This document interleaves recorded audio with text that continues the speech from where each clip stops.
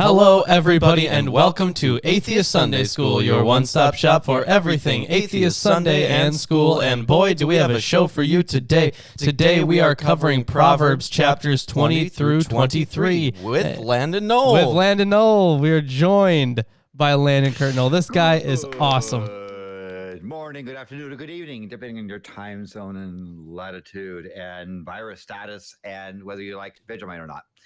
From your friendly secular astronomer. Wonderful introduction. And he is an incredibly friendly secular astronomer. Yes. Yeah.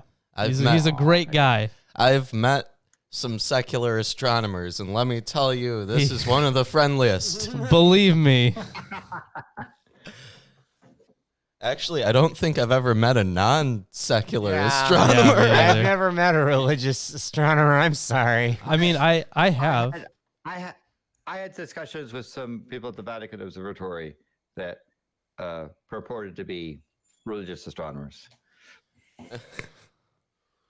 They called themselves astrologers when I was in Hawaii, and there were some unprofessional people saying, "Oh yes, we're not astronomers, we're astrologers." So okay, so immediately just stop talking. Just gonna go over in here and read my book. Recently got in contact with someone who's spent years studying Vedic astrology, and I get a lot of useful information out of there. They should read Enoch. Not about, anything in the real world, but about Vedic astrology. I'm sure, yeah. That happens when you read so much about a thing, you tend to learn about specifically that thing. Yeah. Kind of like how we are reading the Bible, of which I have the King James Version. I have the English Standard Version. We also have the Robert Alter version and it's translation with commentary. Yeah, and the Holy Scriptures according to some Jews. With the new King James Version, and we have Erdman's commentary on the Bible with us. And Landon Noll has... I am reading from the New American Standard Bible, a reference edition, A.J. Holman and Company edition of J.B. Lipcott and Company. Copyright God. Please don't sue us. Okay, well, you got anything to say about this section that we're doing before we hop into it? Yeah, there is a little bit of context here that I could add here. This is from Erdman's. So one of the first and biggest themes in this chapter is about the king and justice. So the king presided as head and supreme judge. And the justice that he administers, however, is ultimately and ideally a divine order of justice. So we've discussed that a lot. And apparently Landon's sound is a bit low. So we can... we'll fix that. Yeah. So let's see what else we got here. That kind of carries the themes that we've seen both in Proverbs and in Ben Sira, honestly. Yes. Yeah, about how the kings have been elevated to where they are because of God, effectively. At least the good ones. The fact that kingship is used as an example of human conduct in a significant number of Proverbs has been one of the factors that has given rise to the suggestion that the work of shaping the collection as a whole, and perhaps also the composition of many of the Proverbs, took place in the royal court. This could appear all the more possible since in such sayings the king is presented as the model example of just administration. It is certainly understandable that the cultivation of writing and promotion of limited literacy went hand in hand with the need for administrative skills in a palace context. However, in view of the consistent middle-class agricultural setting of a majority of the proverbial instructions, this professional court context appears unlikely to explain more than a few. More probably, the focus on the kingship as the highest office of state uses this high office to portray the image of an ideal figurehead whose role embodied that of the state itself. In a sense, the king was the state, and it is this political message that implied in the proverbial saying that is implied in the proverbial sayings which refer to him. So that bit in Star Wars where Palpatine's like, I am the Senate. That's basically what's being advocated here. If you say so, then yes. Yep. Yeah. No, we're going to get some prime bootlicking today. Yes, we are. That leathery goodness.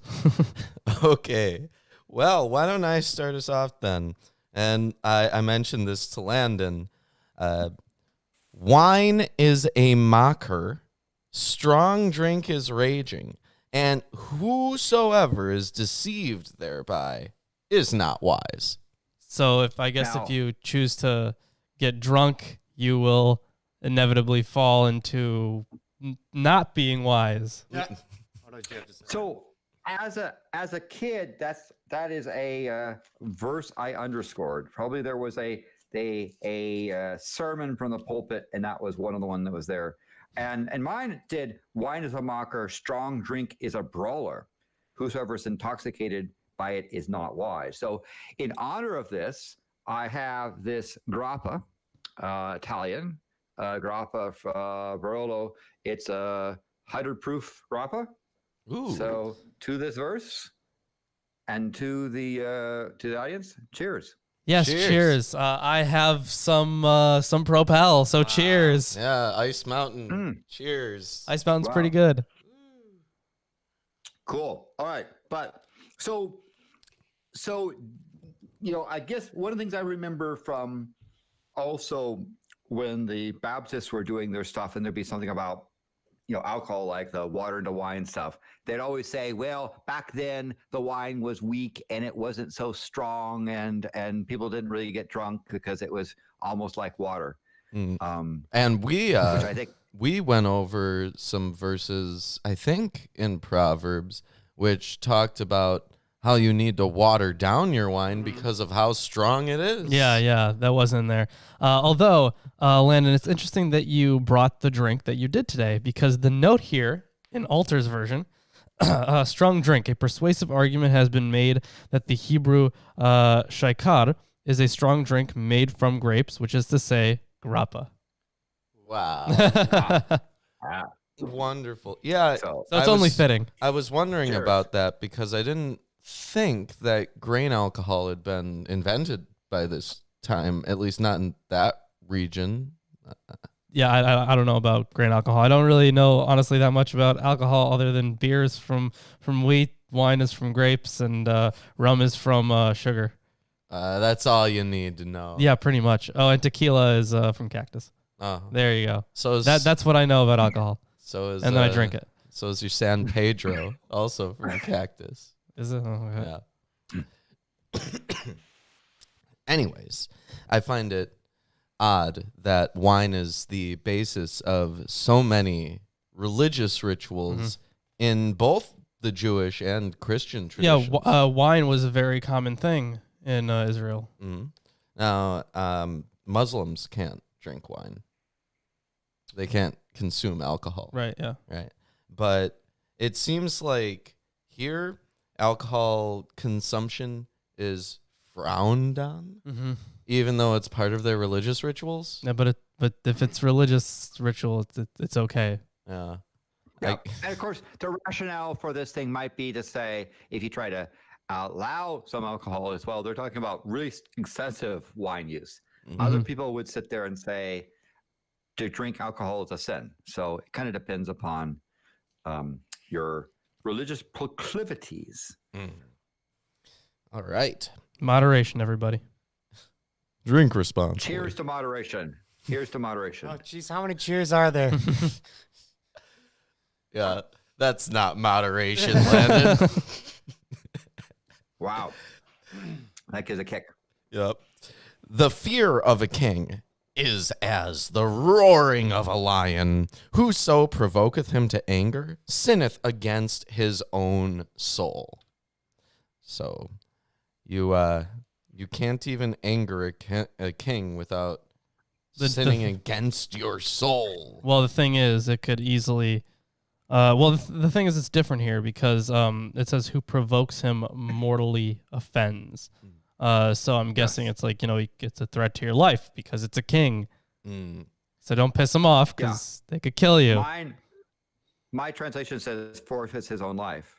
Of course, for myself, I regard the monarchy as one of the worst form of human beings, and that live. I mean, they're right up there in evil next to piracy. So in that sense, the hell with the king, and it's because.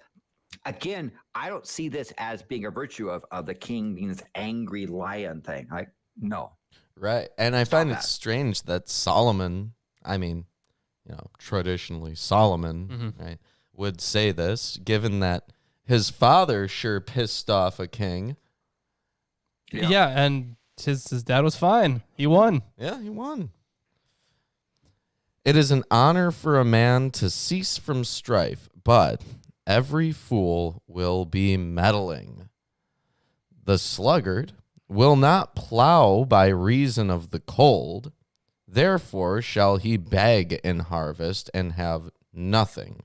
So I guess it means that the sluggard won't plant and reap crops in accordance with the seasons. Almost. Yeah, he won't help with after winter the sluggard does not plow.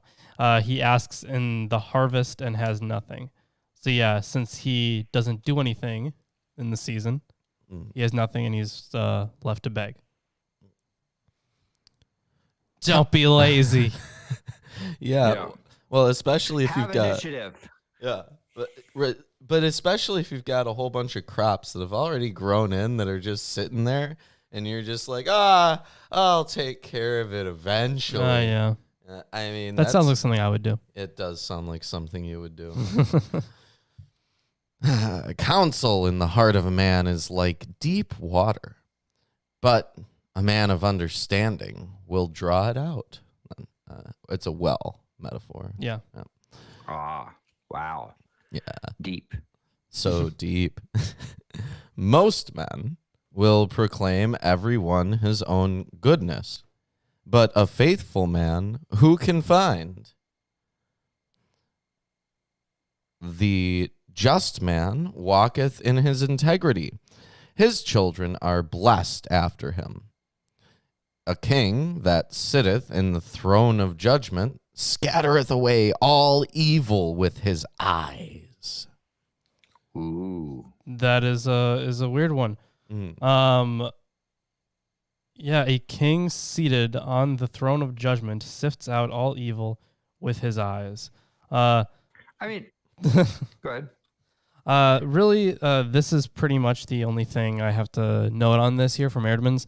The king is viewed as possessing absolute authority, and his royal throne is said to be established on a fountain of righteousness. Even so, behind the justice of the king lies the absolute justice of God. Even kings could fail to embody the true ideal. Yeah. We already knew that.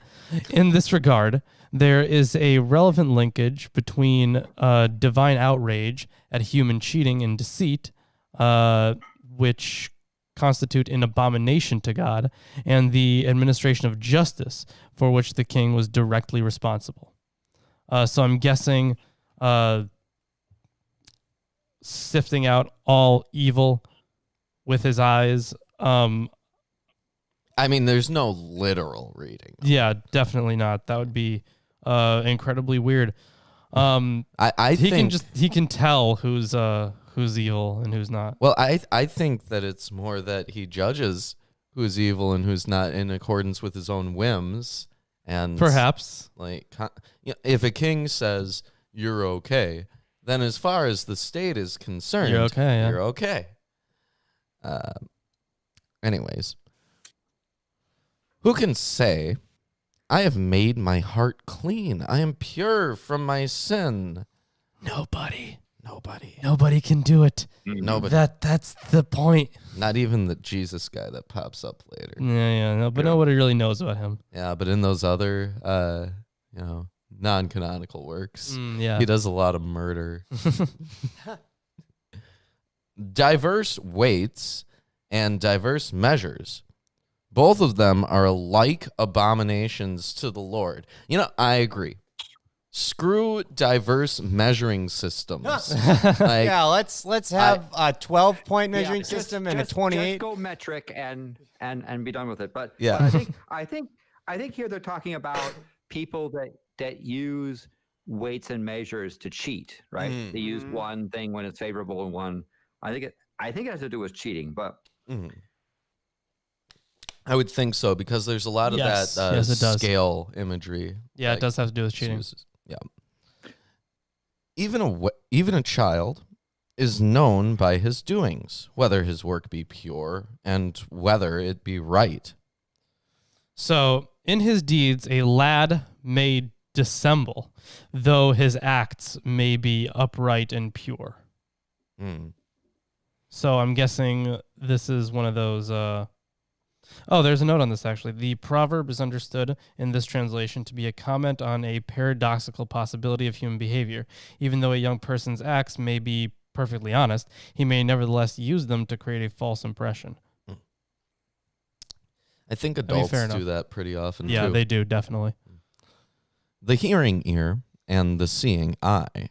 The Lord hath made even both of them. Love, not sleep, lest thou come to poverty. Open thine eyes, and thou shalt be satisfied with bread. I assume that means like you'll have a lot of food. No, it means you like bread. Yeah, well, if I like bread, then I guess I could be satisfied with poverty too. Yeah. but I guess it means don't sleep too much because don't sleep in because of I don't know. Well, I'm guessing it means just work.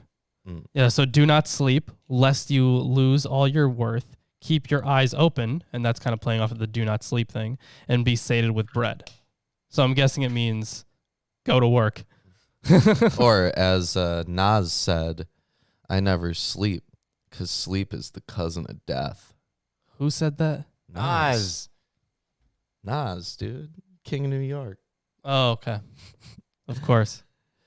It is not, saith the buyer. But when he is gone his way, then he boasteth. Oh, yeah. Yeah, dude.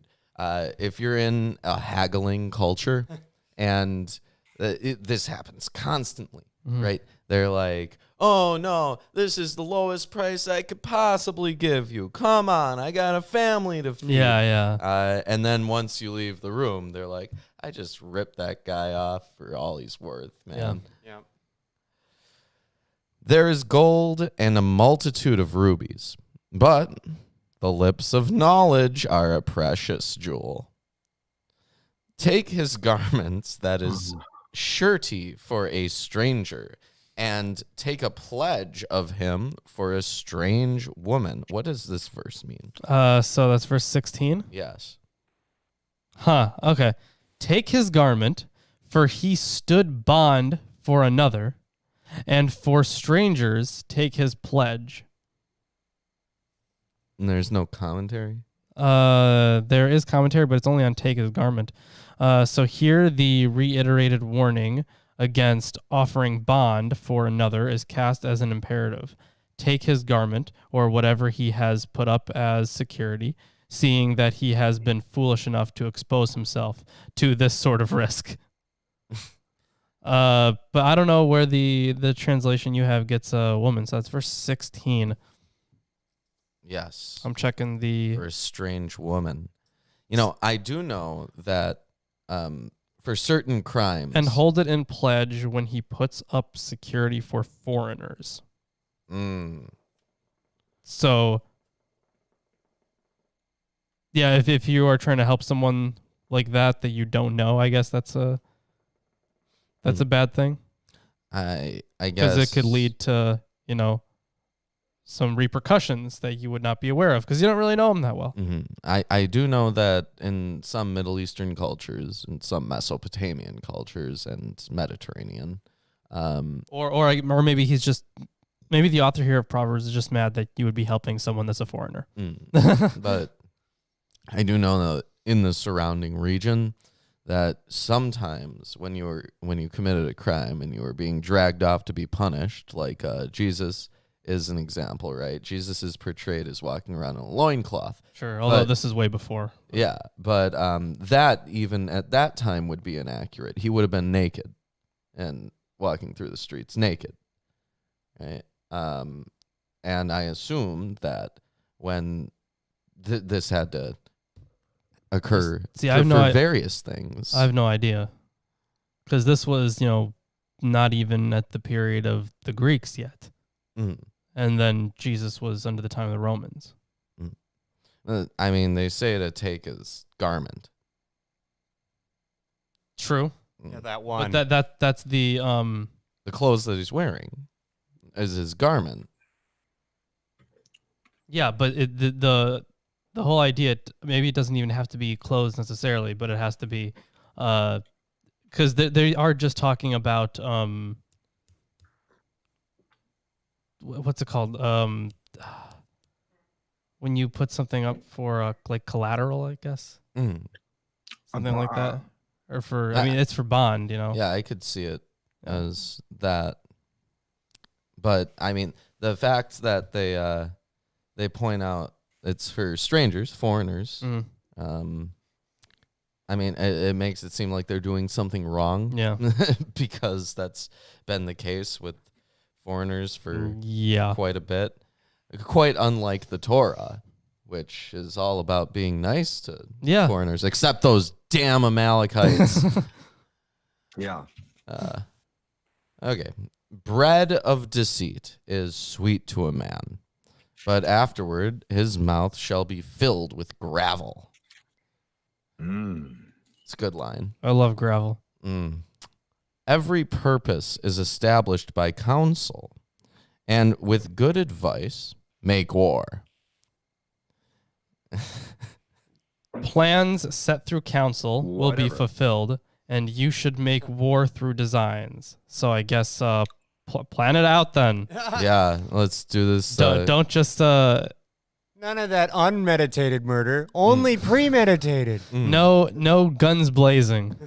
Yeah, and like I guess the global chessboard isn't really that modern of an invention. Yeah. Right. He that goeth about as a talebearer revealeth secrets. Therefore, meddle not with him that flattereth with his lips. Blabbermouth. I say, or associate with a gossip is what my translation says. Yeah. Yeah.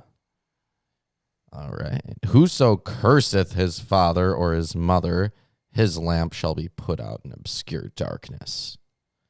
I mean, wouldn't you be put to death? No, your lamp gets taken out into some obscure darkness. You lose your lamp into some void thing. Oh, yeah, of course. That's, the literal translation.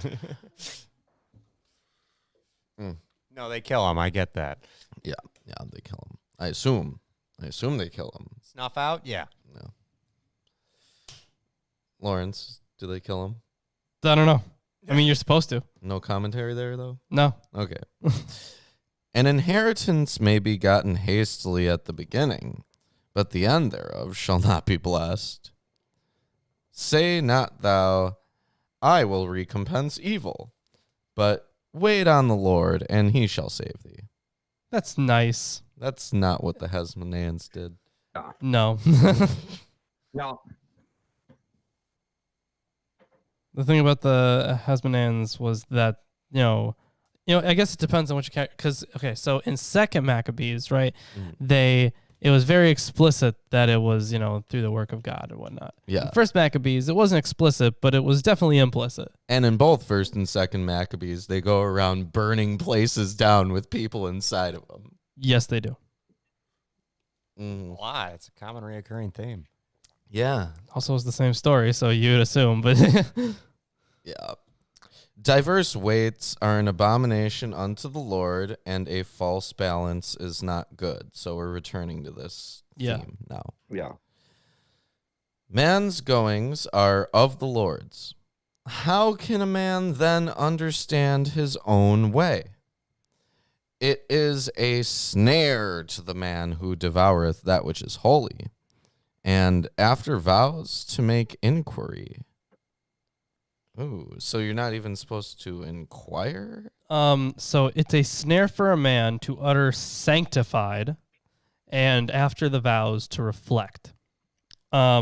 Although the general sense of the verse seems to be that one should not really pronounce vows of sacrifices for the temple, the Hebrew wording, and in particular the verb represented here as utter, are obscure. Yeah, it's just really strange because you would think a snare to a man is a bad thing. Yeah. I mean, obviously the implication. Oh, maybe you should. I'm guessing from the stuff that we've read so far, is that this is about having your purifications, your sanctifications, be honest. And the thing is, you should know what you're doing before you're doing it. Yeah, don't have second thoughts about it later. Like, was I making the right sacrifice? Or no, you should know you were making the right sacrifice. There is that, but also, like, instead of just doing something because you have learned to do it that way, you should instead do it while acknowledging why you're doing it. But then, don't like if you do it just because everyone else is doing it, then don't later just be sitting back and think to yourself, so what was that all about? Yeah. A wise king scattereth the wicked and bringeth the wheel over them. Ooh. The probable reference is to the wheels of a chariot with which a triumphant king would crush the defeated enemy. The spirit of man is the candle of the Lord, searching all the inward parts of the belly. Obviously, because that's where they thought like the mental processes were occurring. Yep.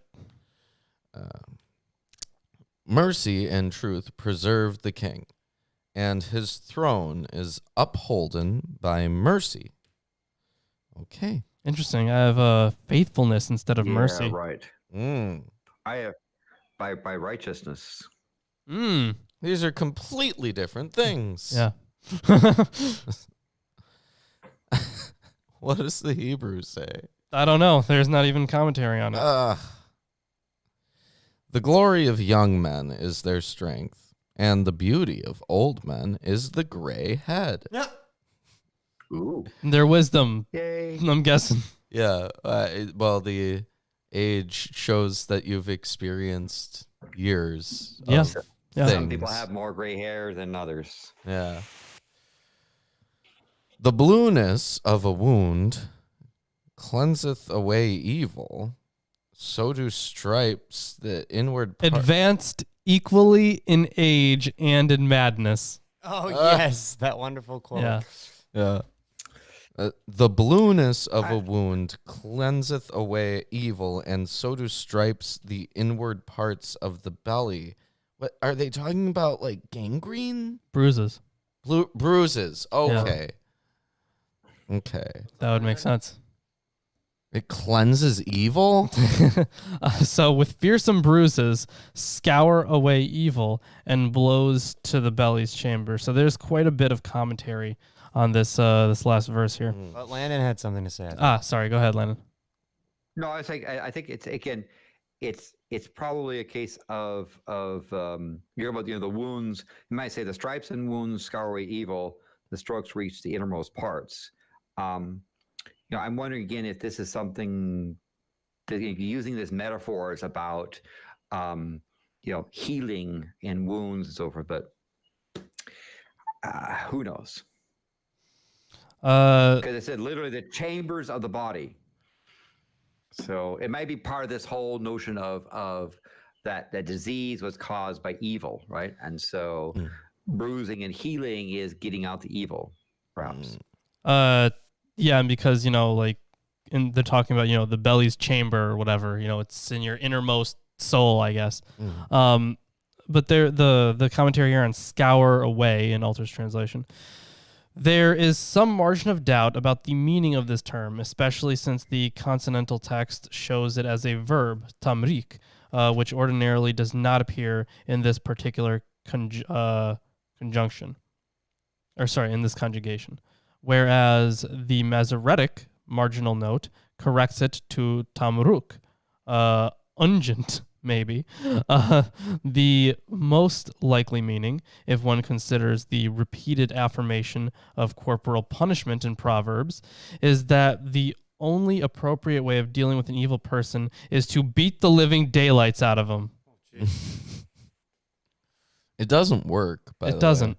No, it just makes them resent you. Yeah. And people probably. Yeah.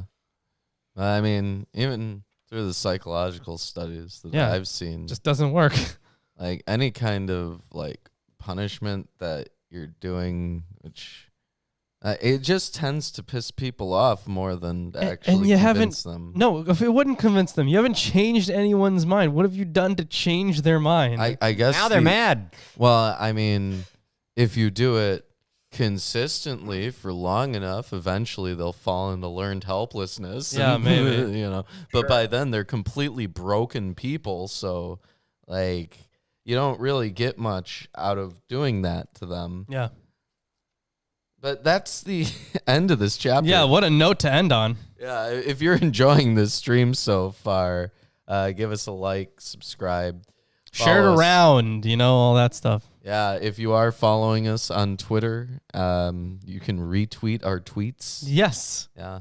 And on Facebook, you can use, if you have the care react, you can still use it. All right. Either way, here are some commentaries, Ruben. Yep. And we can hop right into chapter 21. Chapter 21. 21. Everyone, are you ready for chapter 21? Yeah, but I got a bit Hold on. here. Okay. Ruben's got a bit. Okay. Yeah, I got a bit here in Eerdmans.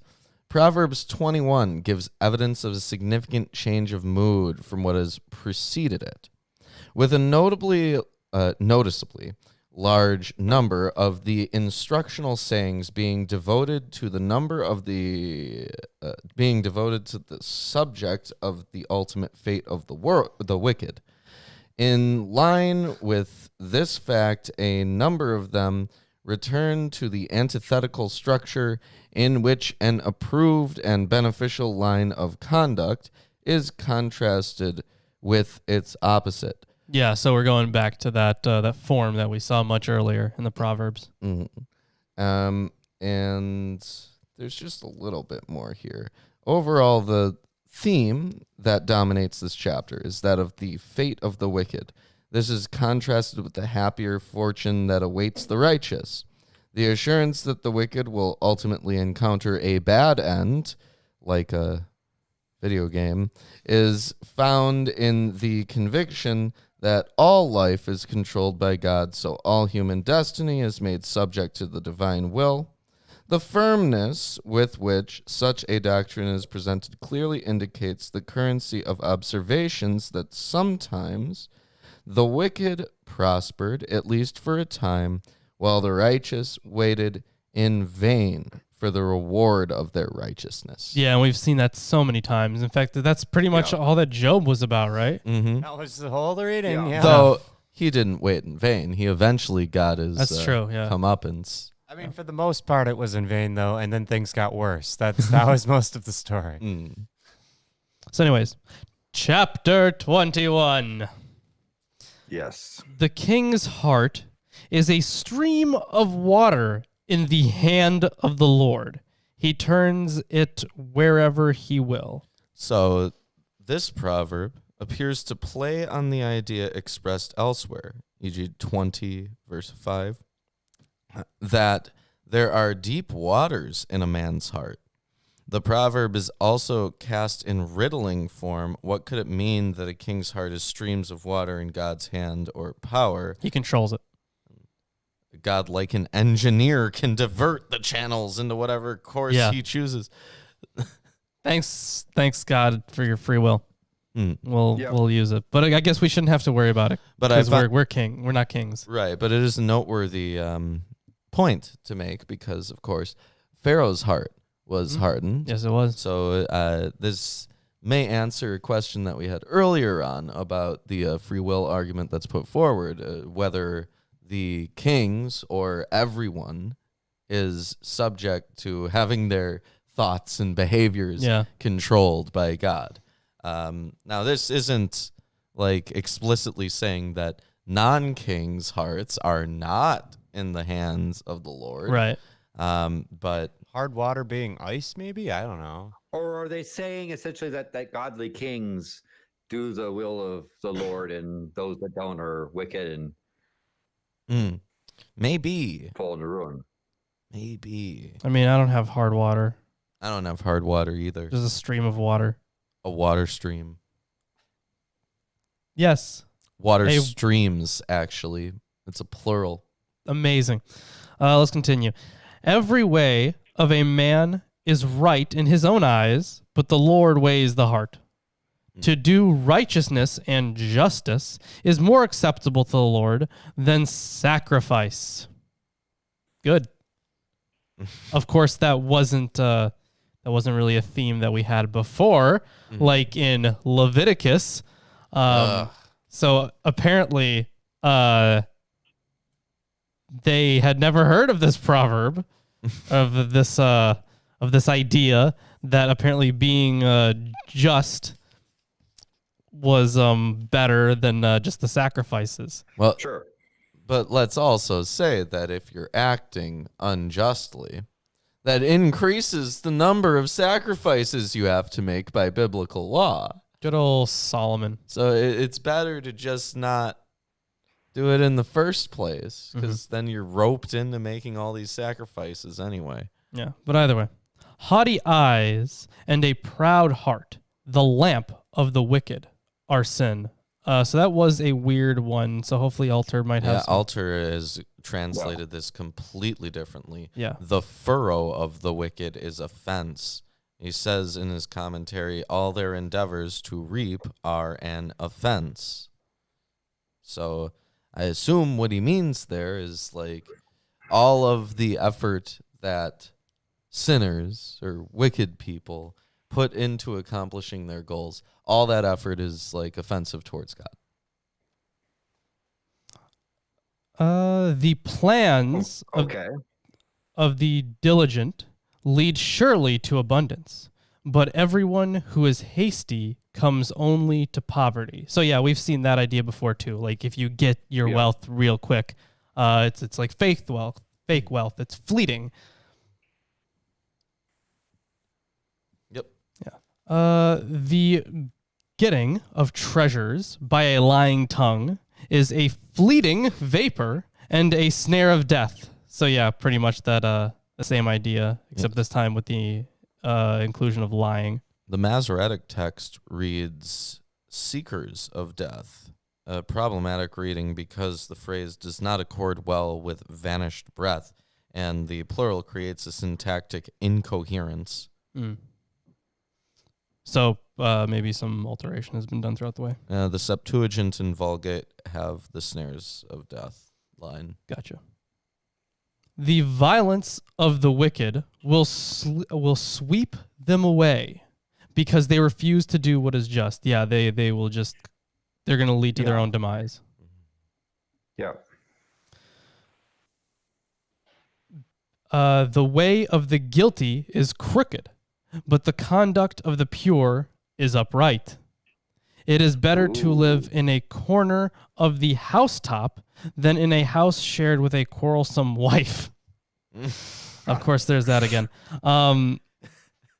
But, I mean, aside from the wife inclusion there, that actually holds a lot of the same stuff we've seen before, right? Like, even in Ben Sira also, if people are arguing, just stay out of it.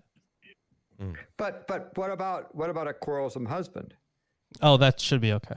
Oh, well, you see, the husbands aren't the property of the wives. Yeah. The soul of the wicked desires evil. His neighbor finds no mercy in his eyes.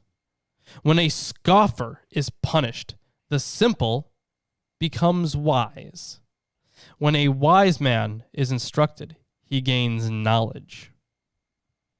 The righteous one, God, observes the house of the wicked. He throws the wicked down to ruin. So when it says that he What observes... line was that? That's 12. So observes the house of the wicked. The righteous fathoms the hearts of the wicked, subverts the wicked for evil. He says the translation follows the Septuagint, which shows the hearts of, instead of the Masoretic, which shows to the house of. And the thing is, if it was house of, there would be a cool little parallel that you could do. So house of wickedness. So there's I forget the Hebrew word for it, but it would be Beth something, because Bethel was the house of God, right? And then house of wickedness was used polemically in Hosea. But I forget what the actual Hebrew was for it. So with house of wickedness, if it was in fact that, you could tie it in to Hosea. I mean, and my verse 12 says the house of the wicked, not the house of wickedness. Oh, okay. Refer. Well, yeah, mine also says house of the wicked, but I don't know how exactly different that would be. You know what I mean? Anyways, whoever closes his ear to the cry of the poor will himself call out and not be answered. You know, a house of wickedness could be like a bordello or something, right? But whereas a house Could be. that is possessed by a wicked person. Yeah. Yeah. That also works. Or a bank. A gift in secret averts anger, and a concealed bribe strong wrath. When justice is done, it is a joy to the righteous, but terror to evildoers. One who wanders from the way of good sense will rest in the assembly of the dead. The assembly of shades. Yeah, shade would be another way to put it, like Sheol just in general. Mm-hmm. Whoever loves pleasure will be a poor man.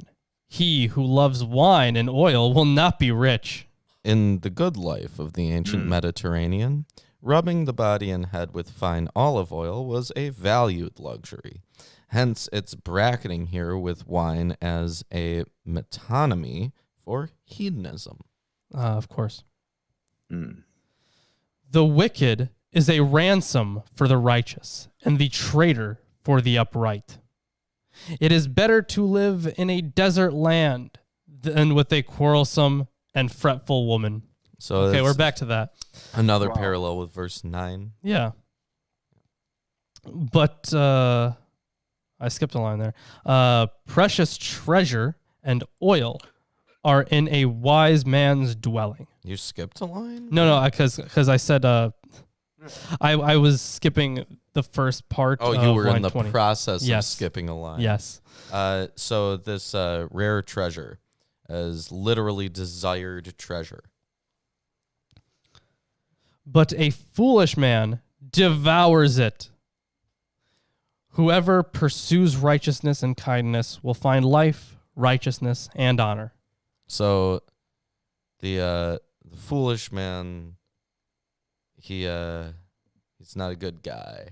We're going to hear more about him. Are we? I can't wait to hear more about the foolish man. Yeah. I'm sure. Yeah. I'm sure. A wise man scales the city of the mighty and brings down the stronghold in which they trust. Oh, the mighty there. That's remember Enoch? The kings and the mighty being the enemy of the entire work, pretty much. Yeah, but you know what? Also, this is what the Hasmoneans did. Yeah, that is, yeah, Just burn down the building with all of them in it. pretty much. That takes care of the problem. I was watching The Outlaw Josie Wales last night. Of course you Great were. movie, by the way. Check it out if you haven't. Chief Dan George plays a good role in there. But, yeah, This happens right at the beginning. This dude's house gets burned down. Terrible. Whoever keeps his mouth and his tongue keeps himself out of trouble. So yeah, don't go spreading rumors. We've seen all that stuff before. Mm. Yeah. Scoffer is the name of the arrogant, haughty man who acts with arrogant pride. So it doesn't even have to be someone who disagrees, just someone who's an ass. What verse Pretty is much. Yes. 24. 24. 24. Oh, yeah, it's essentially the same thing. The arrogant, brazen scoffer, his name. He acts in arrogant anger. Mm-hmm. Yeah. The desire of the sluggard kills him, for his hands refuse to labor. Yeah, so back to that go to work. All day long he craves and craves, but the righteous gives and does not hold back. So Alter translates Yeah, this that's a as, strange verse, honestly. as he aches with desire. And he says, literally, it says he desires a desire. The he, the he would simply refer to the person who is a slave to his own desires. The Septuagint reads, the dolt desires. I'm a slave to the rhythm. Are you a slave to the rhythm? No, Damn. I guess I'm the only one. but I can dance if I want to. But can you leave your friends behind? Yeah, see ya. The sacrifice of the wicked is an abomination. How much more when he brings it with evil intent? So I think there should be a note on the evil intent in Erdman's commentary. Sacrifice. Yeah. It's like going to the temple and offering sacrifices, even though you're evil or wicked person. Or you're just kind of doing it for everybody else's benefit. Okay, so Yeah, there is maybe. there's some commentary. But this kind of plays off of the stuff that we learned earlier too. Actually, there was a comment about, we got into it about whether or not you know what you're sacrificing for. Yeah. Yeah. But it says literally in depravity. Fox are used for the sense of with a scheme. A false witness will perish, but the word of a man who hears will endure. And of course, hearing there being actually listening and understanding. Now, hold on. There is more Yeah. on that verse. I know, in I told you that. Eerdmans that I was looking at Alter. So Eerdmans talks about this. It's not altogether clear what's implied by the phrase with evil intent in verse 27. The most straightforward understanding is that the act of worship is purposely created or carried out to disguise the worshiper's wicked deeds. The assertions of verse 27 through 29 are especially concerned with acts of dissimulation and deceit as particular features of gross wickedness in the eyes of the teachers of wisdom. In the case of a wicked person's offering of sacrifice, such a public show of loyalty to God contradicts the reality of worship itself. And if you remember back when we were in Psalms, we learned that the foolish man or the wicked the fools has said there is no God. Yeah, that whole thing was really about The same kind of person. Yeah. So, a wicked man puts on a bold face, but the upright gives thought to his ways. No wisdom, no understanding, no counsel can avail against the Lord, because his is the ultimate wisdom and understanding. Ooh, The that, wicked people. the horse is made ready for the day of battle, but the victory belongs to the Lord. So That's kind of, I just want to note that that's a really weird thing to include. So you have all this imagery about, sacrificing and being good against evil people, right? Mm-hmm. And then you jump into this last verse for war imagery. Yeah, Alter does comment on it. What were you saying, Landon? No, go ahead. I'll finish. Okay. This verse, it springs a kind of revelatory surprise on the audience of the proverb. After the image of the horse ready for battle, either saddled for its rider or hitched to its chariot, we discover in 2 Hebrew words 2 beats against the 4 words and 4 beats of the first verse that the outcome of the battle is determined by God alone. So apparently this is more like there's more of a sense of a build-up to the revelation that it's God's victory in the Hebrew. Ah, okay. Yeah. I mean, I can't but think that that a person saying these sort of things would be an insufferable bore. I mean, there's a couple of things that some of the stuff is trite. Some of the stuff is kind of obvious. Some of the stuff is pithy. There's not very many of these things that have any sort of deep wisdom, like, wow, I never thought about a horse prepared for the battle, but the victory is the God. Wow, that's wisdom. I mean, I think someone is sitting there issuing these proverbs, and the people in the court going, "Oh, there goes Solomon again." Yeah, those 2-line phrase things that we're supposed to go and say, "Oh, yes, Your Majesty, wisdom of God." Oh. Right. They go like, yeah. Yes. Yeah. I'm sorry. It is. I just been thinking the king uttering these things. Scribes writing it down like Kim Jong-un and the guys that are sitting there writing. Yeah, I could totally see that. Complete and insufferable bore. I mean, there are a couple little gems there, but for the most part, it seems like this is just, yeah. I mean, there's literally stuff in there that's like, hey, we have crops that we need to harvest. Harvest the crops. Yeah, pretty much. It's like so this stuff is drunk very the whole obvious. time.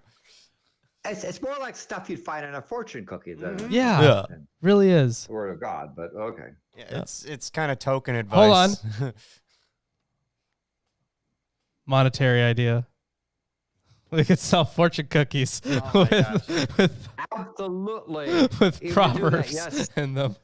Oh, man. And then all the Christians will buy them, and then they'll realize that it's us making them. Actually, will they realize it? I'm Probably not not. sure about You know what? that. We'll put it on there, Yeah. like on the back. Yeah. Yeah, so they see the proverb and they're like, this is amazing. Yeah. And then they flip it over. It, And they it see would Milwaukee atheists. it would just be like one proverb, and then there would be like one verse of a proverb. Yeah. Right. And then there would be a whole bunch of them that don't make any sense whatsoever because you don't have the surrounding verses. Yeah, I think because so instead of just one verse, we could do we could do half a verse too. Oh, I think it'd be really funny because I just looked down, and the first one I noticed was the rich rules over the poor. Oh man, imagine getting that in a fortune cookie. You just feel real bad. You're like, well, thanks for rubbing it in. But and then these last chapters, talking about, my Bible refers to a whole bunch of these chapters as basically life and conduct. There isn't really any sort of rhyme or reason why this chapter would be that. I mean, they break up chapters maybe because chapters would be too long. There really isn't any flow to this stuff. It's just a matter of somebody who pretends to be appointed by God to rule, utters things that other people write down and say they're wise, right? but that is the end of the chapter. That is the end of the chapter. Do you hear something? I do hear something. This is the weirdest thing I have heard in a while. Oh, wow. I don't know if I think I've kind of like a static thing, maybe a proverbial static. Behold, I am your Lord and Savior, Jesus Christ, and I want to let all you heathens and sinners know that I support this wonderful episode of Atheist Sunday School. Lawrence and Reuben try their very best to bring you the true glory of the Bible, and they need your help. They have provided links to their Patreon page and other social media just for you. Once again, my name is Jesus Christ, and this is Milwaukee Atheists. The Lord is with them. God bless. Whoa, we're back. Whoa, woo. Oh, that was crazy. Wow. Well, I didn't get, apocalyptic off. Not this somewhere. time, but we saw something. You could call it a vision, even. I had a religious experience. Landon, did you I feel did the it. religious experience? I had the proverbial message from Jesus, I guess. Well, it's about time that got to you. You sinner. Yep.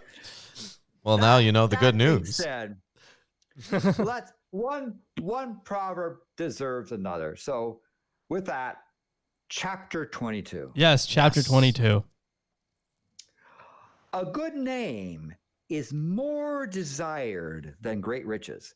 Favor is better than silver and gold. So yeah, that's the good name is just your reputation. Mhm. I mean, there is an argument that it may be a lineage thing as well, because of course, the only legitimate successors to a throne are through their own lineage, unless they throw a revolution. Yeah. But that is a good point, because if you're super rich, it doesn't matter how rich you are. Eventually, Everybody hates you. Everybody hates you. yeah, they're gonna come with their torches and pitchforks, and they're gonna kill you. Yeah, it's gonna happen. The very next verse says, "The rich and the poor have a common bond. The Lord is maker of them all." Amazing. It's not that they share a species or No, the Lord made them. They're two different kinds. Rich people and poor people live involved with each other, and the righteous get good stuff, and the wicked get bad stuff. right. These poor All that people are Puritan the crap. descendants of Ham. Yeah. The prudent sees the evil and hides himself, but the naive goes on and are punished for it. All right. The reward of humanity and the fear of the Lord are riches, honor, and life. The reward of humanity by humility in the KJV. So that's verse 4, right? Mhm. Yeah. What follows humility is fear of the Lord, wealth and honor and life. Yeah. So the thorns and snares are in a way of the perverse. He who guards himself will be far from them. I like the King James phrasing here. He that doth keep his soul shall be far from them. Yeah. Train up a child in the way he should go.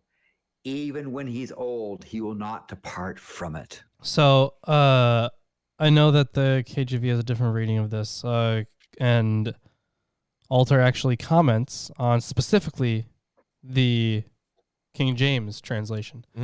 So go ahead and read yours for verse 6 there, I think. Train up a child in the way he should go, and when he is old, he will not depart from it.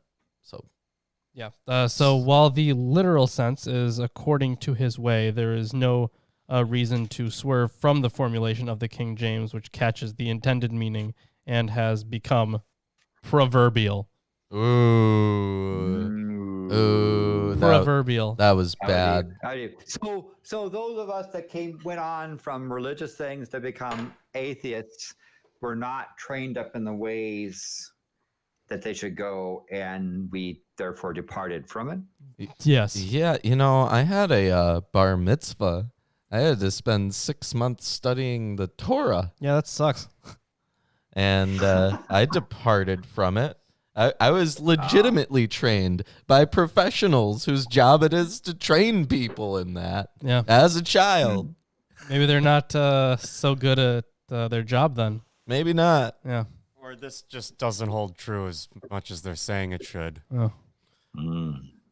All right. Verse 7. The rich rules over the poor, the borrower becomes the lender's slave. So there is a note here on verse 7 and also later as well for verse 16, but they are related.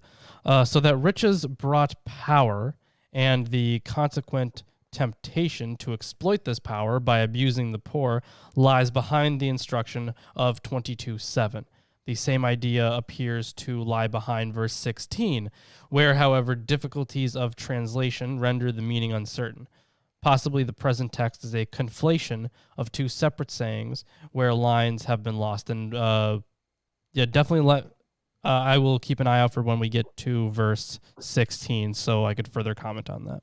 Right, but I do think that it's relevant to say that this is not necessarily something that is socially changed. Yeah. Right? So maybe it's not that you're literally enslaved by the person who you owe money to, but they can foreclose your house, and then when you're homeless on the street, and they also can take you to jail, and then you can perform slave labor there. Yeah, pretty much. License plates.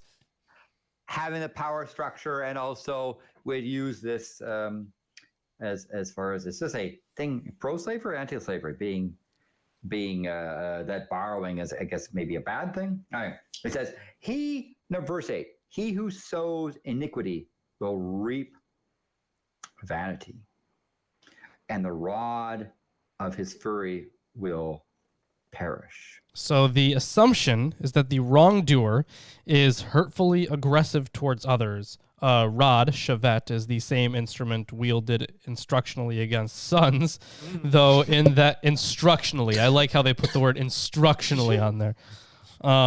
Against sons, though in that case it is a rod of reproof. In the end, when he gets his comeuppance, his power to harm others will fail. He who is generous will be blessed, for he gives some of his food to the poor. That's nice. Oh, that's nice. That's nice. Yeah, that's nice. Drive out the scoffer, and contention will go out. Even strife and dishonor will cease. So drive out the scoffers, right? Yeah, if you push away all the people that disagree with you, Yeah, the people that are angry. Well, actually, remember, scoffer is not just the people that disagree with you; it's the people who are angry and arrogant. Remember, because we had pretty much the definition. Yeah, they actually gave one. Yeah. But also, I mean, obviously, when you have a completely homogenous society, like there's less people angry about exactly that. So he who loves purity of heart and whose speech is gracious, the king is his friend. This is different than the friend of the king title. Oh, yeah. It's really meant like if you're righteous, then you just agree with the king anyway. Yeah. The eyes of the Lord preserve knowledge, but he overthrows the words is a treacherous man. The sluggard says, there's a lion outside. I shall be slain in the streets. So he's let's talk about that one, because that one's also weird. Like he's lying, I think, obviously. The sluggard said, a lion's outside in the square. I shall be murdered. So the inappropriate verb, instead of eaten up or killed, is probably deliberate. The lazy man, giving free rein to his fantasy in order to find excuses for not leaving his house, imagines that the lion prowling the streets will viciously murder him as though it were a malicious assassin. Yeah, they're just lions encamped outside your house. Don't go out there. They're here to eat you. So this person is just very paranoid. Okay, I see what they're going for. It's about agoraphobia. Not even the fear of leaving your home. Yeah. That's of being in open spaces. But it's not necessarily. This is just about lazy people who don't want to do stuff. It looks like they just make up excuses not to go anywhere. Well, everything's a double-edged sword. If you can't justify taking one of those swords straight to the chest, you shouldn't do anything. No, I'll take a sword to the chest. You could justify it, see? Yeah. Yeah, That's wants all I a was saying. sword I to want his it, yeah. chest. Yeah, if you can't justify it, you can't do stuff. Yeah. You've always got to interact with those double-edged swords. You can in some states. Wait, what now? Yeah, like Washington is I was listening to Joe Rogan. He said that Washington is a mutual combat state. If Is you've it? got a police officer there and you and another person agree to a duel, then that's perfectly legal. You can get sword to the chest if you want. Or you know, That's fun. rifles or swords, your choice, man. All right, let's continue. Mm. All right. So, the mouth of an adulteress is a deep pit. He who has cursed the Lord will fall into it. So Vague sexual reference or something? Yeah. I sure hope so. As elsewhere, the stranger woman is somebody else's seductive wife. Her mouth is a dangerous pit because she uses it to speak the sweet talk of seduction. Oh, I thought for something Yeah. else maybe. I also thought something else. For a vivid example, see chapter 7. That was a fun one. Well, of course, that's something else the would be a best one. sin anyway. Yeah. It is also prelude and analog to the lower pit in which she seeks to draw the gullible young man. Oh my God. Ooh, the lower pit. Woo! Yeah. Foolishness is bound up in the heart of a child. Can we just the rod of discipline will Hold- remove it far from him. yeah, hold okay, Landon. Can we just all acknowledge that the Bible is not nearly as sexy as it could be? It's nasty. Yeah, It could be way sexier. it could. There's potential here. It could. And it could also have like a lot less of this child abuse advocation. Also, yes. Keeps That would be doing. nice. Beat your kids. If you don't beat your kids, they're not going to turn out right. Ooh, They beat say your that kids. Song of Songs is kind of racy, but we'll see about that. Yeah, when we accurate. get to it. Okay, so here's verse 16. He who oppresses the poor to make much for himself, or he who gives to the rich will only come to poverty. So the textual note here is this is another, or just Alter's note. This is another proverb that is not a didactic maxim, but rather an observation about the sometimes paradoxical nature of human reality. In some cases, a person may seek to take advantage of a poor man, and yet the poor man thrives. In some cases, a person may give to someone who already has plenty, and somehow the rich man ends up in want. I don't remember that last part ever happening. No. It says, and he that giveth to the rich shall surely come to want. Oh, okay. Okay, I see. Gotcha. I don't know And- if alter translates it differently, though.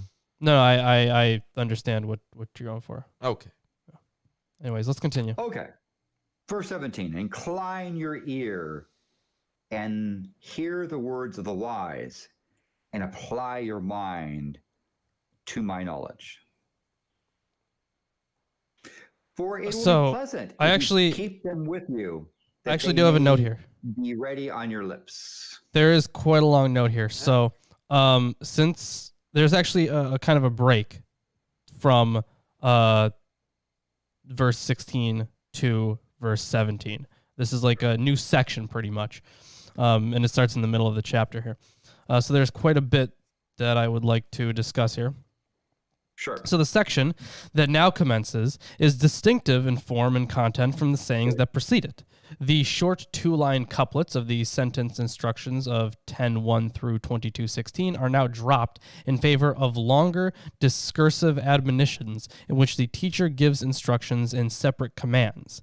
The evaluation of the distinctiveness of the section has been rendered more rather than less difficult by the discovery, translation, and publication of the ancient Egyptian papyrus text of the teaching of Amenepe, I think. I don't know how to pronounce that. The latter was a high government official in the Egyptian royal administration, proffering advice and reflection on life and human behavior. The precise date of its writing is not certain, although Lichtim, or I think it's German, so it would be Lichtheim, ascribes it to the Ramesside period of the 2nd millennium BC. The 30 sayings referred to in 2216, which acquire a slight emendation of the text, have been connected with 30 sections or chapters of the Egyptian text. Some relationship between the two texts appears probable, but not unquestionably demonstrable. Differences are also evident, and the Egyptian text is not without its own textual difficulties.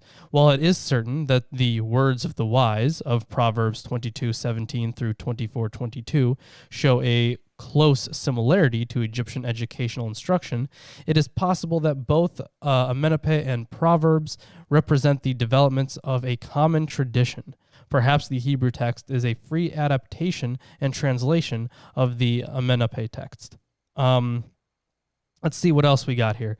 The status of the teacher in this section of the book of Proverbs appears to be decidedly that of a high-ranking and authoritative official.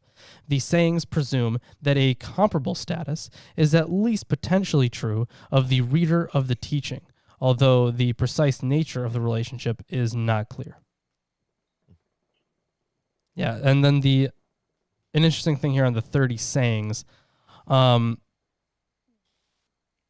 so once we get, actually, yeah, that comes up in verse 20, so I'll wait for that. But anyways, yeah, this is a brand new section. So new section there. So that your trust may be in the Lord, I have taught you today, even you. Have I not written to you excellent things of counsels and knowledge? Yeah, so your translation has excellent things. My translation, Ultra's translation here, has 30 things. Oh, Yeah. KJV also has excellent things. Interesting. Let's see what the English Standard Version has. What is that, verse 20? Yeah. 22:20. Yeah, 30 sayings. So I guess all of the ones I have here have 30 sayings.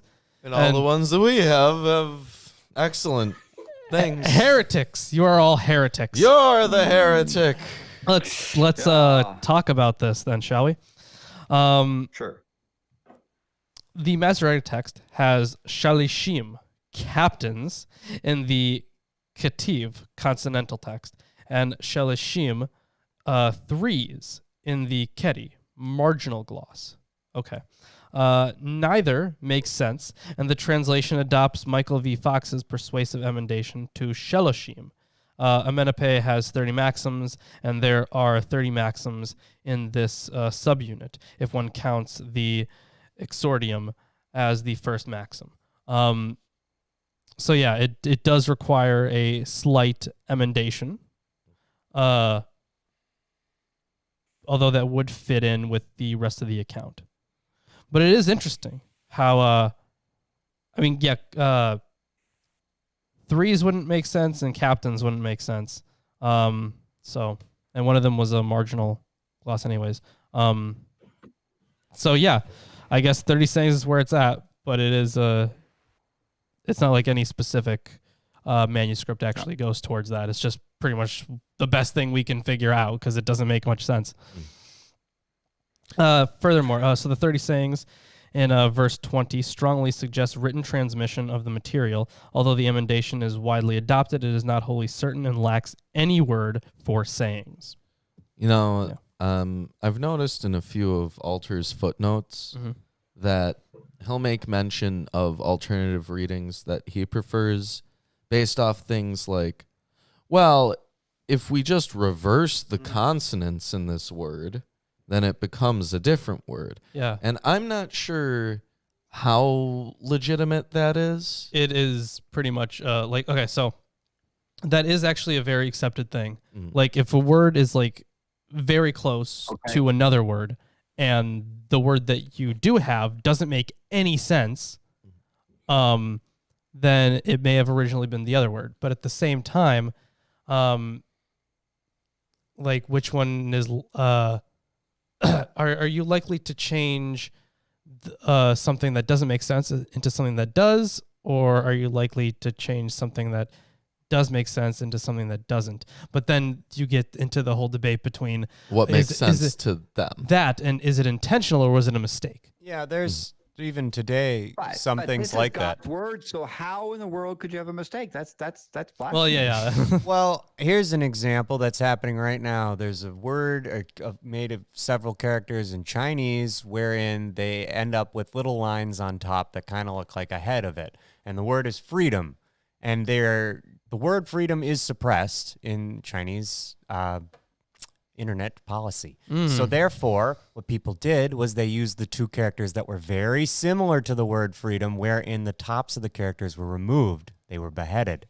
Okay. Ooh. But the characters now, I don't know if they would mean something else. They mean something completely different. Yeah. I think they mean like buff man. Yeah. Or something silly like that. So like someone else, like someone from the past reading that would be like, what's this all about? yeah, what's Buffman doing Yeah. here? So, yeah, but as to your question, Ruben, it is a valid method that he is employing. So, because I do know that some of the Kabbalistic things view much of the Hebrew Bible as a ciphered text. Yeah, they do. And that just makes translating it- Ciphering a big issue. Yeah. Yeah. Anyways. All right. So verse 21, Yes.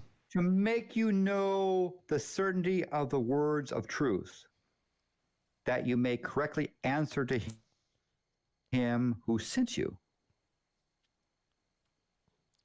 Okay. New paragraph. Do not rob the poor because he is poor, or crush the afflicted at the gate. So For the Lord will the- plead their case and take the life of those who rob them. So there is a note on the gate. Yours has afflicted, but mine also had poor there. But Alter notes that the gate was where courts of justice were held, and the sense of subverting the legal rights of the poor is spelled out in the first verse of the next line. Yeah. No. Okay, so we have another 2-verse paragraph. Do not associate with a man who is given to anger, or go with a hot-tempered man, lest you learn his ways and find a snare for yourself. All right. You know, if you're constantly around people who are pissed off, you might get more pissed off yourself. Yeah. Yeah, that there's something to said there. Another 2-verse paragraph. Do not be among those who give pledges, amongst those who become sureties for debts. If you do nothing with which to pay, if you have nothing which to pay, why should you take your bed from under you? Yeah, so why should your bedding be taken from under you? As the law in Exodus 22:25 through 26 makes clear, the poor man's bedding was the cloak in which he wrapped himself for sleep. Hence, one is forbidden to take it away from him at night in pawn for a debt. A letter. Yep. Stealing sleeping bags. That's perfect. Rude. A letter on behalf of a laborer found at Yavna Yam and dating from the 7th century BCE complains about the deprivation of the cloak for debt. The Hebrew seems to say, why should he take your bedding? But the third person masculine singular is often used as the equivalent of a passive and is thus translated here as a passive. Yeah, so don't steal poor man's only stuff. Yeah, don't steal the clothes off the back of a homeless person. Yeah, that'd be rude. Mean. Yeah. So mean. All right. So the next paragraph is only 1 verse. Do not move the ancient boundary which your fathers have set. So do not shift the age-old boundary stone that your fathers set up. So boundary stones, they were in Egypt a lot. That was the boundary of Egypt. They literally set them, outside of cities, outside of the actual nation itself. That was literally there. There were it was there. The signs, the boundary stones. Now entering Egypt. This injunction, which has a close parallel in the Egyptian source text, reflects the general view that real property should be inalienable. Well, this says, remove not the ancient landmark which thy fathers have set. So I'm guessing Israel. Could be Israel. It could be a reference to any, like some kind of, statue, obelisk thing. Or The command not to remove an ancient landmark, when taken literally, illustrates a deep-rooted social problem of antiquity, which reappears in legal contexts. Deuteronomy 19:14, 27:17, cross-reference also Proverbs 23, 10 through 11, which we will get to, I suppose. Possibly it is included here as an admonition to respect the inherited customs and traditions of the past more generally. So, peer pressure from dead people. Well, there's also there is a practical aspect to this, right? A lot of ancient landmarks were gravestones. Also, yes. That you wouldn't necessarily know whether it's a gravestone or not. So, by disturbing the landmark that's there, you may be disturbing a grave, which obviously people don't want their graves disturbed. No. Disturb my grave all you want. I don't care. You're not going to get a grave. That's true. Remember, when I die, I want my ashes turned into a hookah. When I die, I want them to launch me into the sun. Okay. When I die, I want to have it on volcanoes so I can get launched into space when they go boom. Yeah. But If that for some reason I'm to be deceased, please make it illegal to touch my corpse and For throw my corpse out of a helicopter. So everyone has to play dodge the corpse? So- or go to So jail. the last verse is a rare 3-line verse. None of this 2-line thing. There's a 3-line. It's a single verse paragraph, and it's 3 lines and not 2. Oh. So here's verse 29. Do you see a man skilled in his work?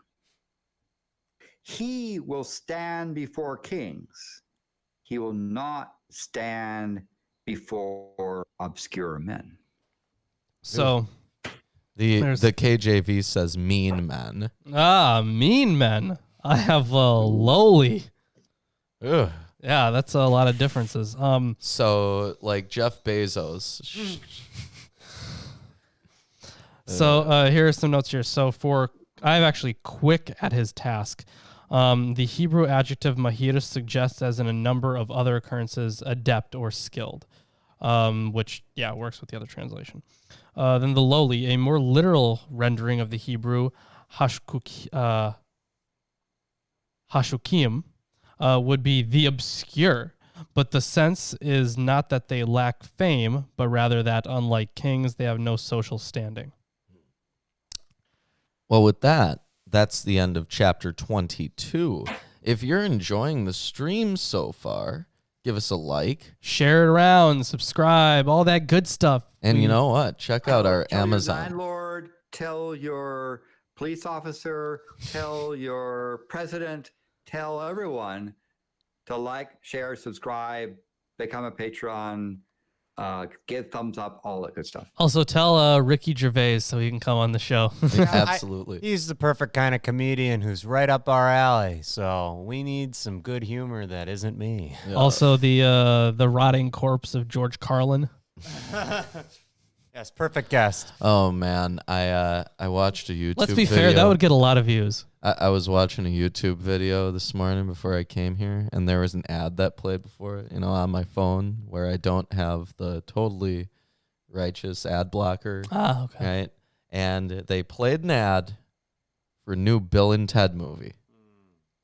and there was no George Carlin in there.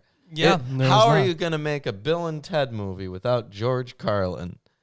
I'm gonna go with George Carlin being dead. Yeah. I mean, that hasn't stopped him for other things. They CGI people into movies all the time. That is true. Maybe they have some old footage that they didn't use. Yeah, they could. That is true. I mean, there was a book that was released post-mortem from Carlin. So, has he had any comedy stuff released post-mortem? One thing, yeah. Besides the book. That wasn't Napalm and Silly Putty, was it? No, that that way was old. while he was alive, right? Yeah, that's way old. Okay. I don't read a lot from him, but that's the one I know. Okay, so also check out our Amazon wish list. Someone just got us the complete works of Josephus. Yeah. Was that you, Landon? Excellent. Don't think so. Okay. Well, I don't know who it was, but thank you to whoever it was. Yeah, whoever it was, you're one of our favorite people. But anyways, how about we hop into the next and final chapter for the day? Let's do this. Chapter 23. There's on record a specific phobia about the number 23. Is there? Hence the Jim Carrey film, The Number 23. Oh, did not know that. I knew that there was a phobia with 13. Yeah, that's one of them, but 23 is another one. Okay. When thou sittest to eat with a ruler, consider diligently what is before thee, and put a knife to thy throat if thou be a man given to appetite. The admonition not to gorge oneself when dining with the powerful has numerous parallels in Egyptian wisdom literature. Be not desirous of his dainties, for they are deceitful meat. Do not crave his delicacies. Delicacies is mine. Yeah, delicacies is better. Okay. Nah, his is great. His dainties. There's in mythology a Undergarments? whole thing about not accepting food that's offered to you in various situations. Yeah. Like obviously in the underworld, you're not supposed to eat food, right? Maybe this is some kind of thing like that. Or don't take too much more than is offered. Yeah, it could be a don't take too much, but it's like outright be not desirous of, right? And that's, look, if you're gonna put some nice roasted duck in front of me, maybe a couple of other non-kosher animals. I've been really feeling barbecue recently. Yeah. Gosh, I could go for ribs so bad. Yeah, me too. Last night I ordered barbecue chicken pizza from Toppers. Oh, That's a good one, that's a by good the idea. way. I should do that. So is duck not considered kosher? Ducks I think it is. kosher. Yeah. Locusts are also kosher. Wow. Well, I know what I'm eating from now on. Oh, yeah. You can go into like a Hot Topic or something, and they sell those grasshoppers, the like flavoring powder on them and stuff. Yeah, not pretty much. Like I don't. It's crispy. I don't know, guys. Bugs aren't that bad. People make a big deal out of it. You're gonna be fishing grasshopper legs from between your teeth for days. Well, that does sound disturbing. Yeah, it Fun. does. Anyway, labor not to be rich. Cease from thine own wisdom. Wilt thou set thine eyes upon that which is not? For riches certainly make themselves wings. They fly away as an eagle toward the heaven. So there's quite a bit here. So let your eyes but fly over it. It is gone, for it will surely sprout wings like an eagle off to heaven. Sadly, there's no real note on that. I mean, I assume that it means something like easy come, easy go. Yeah. But mine says, do not be weary to gain wealth. Cease your consideration of it. Yeah, like if you're not worried about gaining wealth and you have wealth, I guess they're like not judging you. Apparently, it's about leading to the folly of striving to be rich. Right. All right. Eat thou not the bread of him that hath an evil eye, neither desire thou his dainty meats. The evil eye is something that continues in common parlance. Yeah, definitely. Craftily Mine says disposed. selfish man. But there's stingy man. There's craftily disposed. There's ill-intentioned, jealous. Lots of different renderings. so basically any restaurant, Yeah. yeah, because they're definitely not charging you like what they no. could be. No way. Oh, no. And if you go to like a really expensive restaurant where they're like, oh yeah, $15 for this cheeseburger. Or I've seen like I've legitimately seen like $30 for some bread with caviar on it, and also some kind of just thin slices of venison or something. I've seen $115 for a piece of fish and a baked potato. I'm serious. That's horrible. Where? Oh man, you got to go out of state, guys. Yeah. I've definitely seen these kinds of sellers that they're talking about here, and they tend to sell food. Well, they're not really talking about sellers. I gotta say though, that baked potato and it that can be piece of applied. fish, it can't just be that it was $115. It was really freaking good. Was it? Okay. It must have been worth something. Nah, dude, that's just your brain tricking you. I into didn't know it thinking was that much tasted until better. way later. I did not pay for that meal. Ugh. You know me. I don't know, man. I've bought a lot of meals in my life, and I mean, some of the more expensive ones have been marginally better, not like extraordinarily. Yeah, no, I mean it's not like it's Again, definitely worth I mean, more. They can be nice, but you wouldn't want to do it all the time. Yeah, it's called a luxury, Because it kind guys. of gets over the top stuff. I mean, there are certain cuisines where they have over the top type of meals, and they can go on and on for hours. But it's not something you'd get. It would get kind of excessive, I should say. Even if it was free, right? I'm talking about even if you get free meals of this excessive food stuff. Yeah, living a life of luxury is desensitizing to living a life of luxury. You just go, well, I've done that all the time. Hey, there's a proverb. Why isn't that in here? I don't know. Sorry, I should write my own wisdom literature. My bad. Oh, that's gonna suck. Oh, I could write wisdom literature. Wisdom good, ignorance bad. Ooh, nice. I see what you did It even there. has the parallelism. Yeah. Yeah. For as he thinketh in his heart, so is he. Eat and drink, saith he to thee, but his heart is not with thee. All right, there's some drink. Cheers. Cheers. Cheer. Oh. Making your way in the world today takes everything you got. The morsel which thou hast eaten shall thou vomit up and lose thy sweet words. Okay, so yeah, if you gorge yourself in a bunch of delicacies, you're going to just puke them up. Yeah. This is limit to how much you could put in there. Don't just eat the 3-course meal if you never do that. Especially if you're partaking of wine and strong drink. Yeah. Yeah. Cheers. Cheers.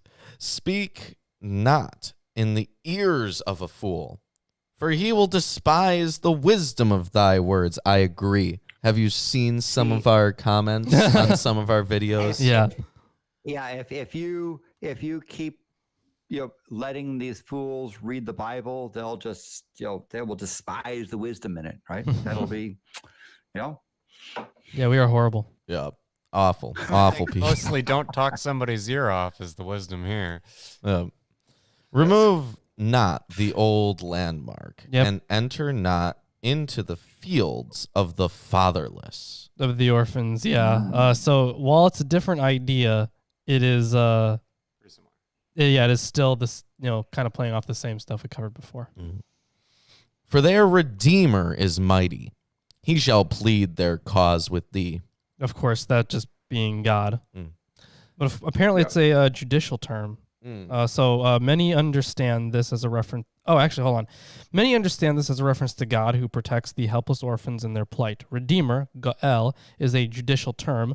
This is how it is used in Job and in Ruth. And so it could refer here to a human redeemer, some hitherto unknown kinsman who will come forth and battle for the rights of the orphan. I don't think so. I think it's God. I think it's just very clearly God, and you're using the judicial term because you are talking about kings, and apparently from the preceding discussion that we had before, kings were meant to represent that divine justice on earth. And also, I mean, God is referred to as a redeemer. Oh, yeah, all the time. All the time. Yeah. But there is a note here that the several references to eating and drinking in these sayings reflect the high level of importance and commitment attached to mealtime hospitality, since such guidelines for royal banqueting can have applied only to a very narrow circle of readers. We must conclude that they have been introduced for their intrinsic interest. They have probably also been retained because they illustrate principles of behavior of which apply more widely. Mm. Yeah, so it makes sense that the audience for this was of a higher ranking. Well, I mean, if you can read, this probably yes, absolutely. But sometimes, because, in a lot of these traditions, they would be read. Actually, I don't know if they had a lot here, but they would be read to you. Certainly. It was that way for New Testament stuff. I'm not sure. I think it was. I think it was definitely had a lot of liturgical use, but I don't know if Proverbs would have been part of that. I mean, I guess if you have a teacher, yes, then this is the kind of stuff that they'd be teaching. So yeah, I suppose. Not necessarily you have to know how to read, but you need to know someone who can read. You have to have access to this information somehow. A translator is minimally required. Yeah. Apply thine heart unto instruction, and thine ears to the words of knowledge. Withhold not correction from the child, for if thou beatest him with the rod, he shall not die. Some of them might. So there's that spare the rod, spoil the child crap again. Thou shalt beat him with the rod, and shalt deliver his soul from hell. Okay, so it says from Sheol, obviously. Yeah, obviously. But holy shit, man. Yeah, but you know what? It's saving to beat them. It's like with that SpongeBob meme where they're like, "We did it, Patrick. We saved the city." Oh yeah, it's on fire. It's on fire and everything in the background. Yeah. Just to be clear, don't hit your kids. Yeah, no, don't. Just because the divine entity that says you should said you should doesn't mean you should. Don't do it. Scientifically speaking, it is a bad idea. Also, morally speaking. Yeah. All right, let's continue, shall we? Yeah.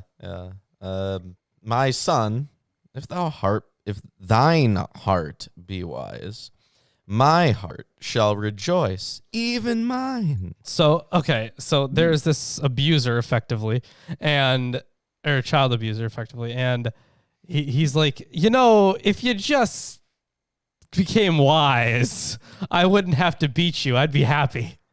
Yeah. This is going to hurt me a lot more than it hurts you. More than it hurt you. Yeah. Let not thine heart envy sinners, but be thou in the fear of the Lord all the days long. For Gotta be scared of God. Gotta be scared of God, Yeah. Scary dude. For surely there is an end, and thine expectation shall not be cut off. I'm not sure what he means by that. So, for if you keep it, there is a future, and your hope will not be cut off. So, yeah, your desires, your inheritance, in a way. All right. Hear thou, my son, and be wise, and guide thine heart in the way.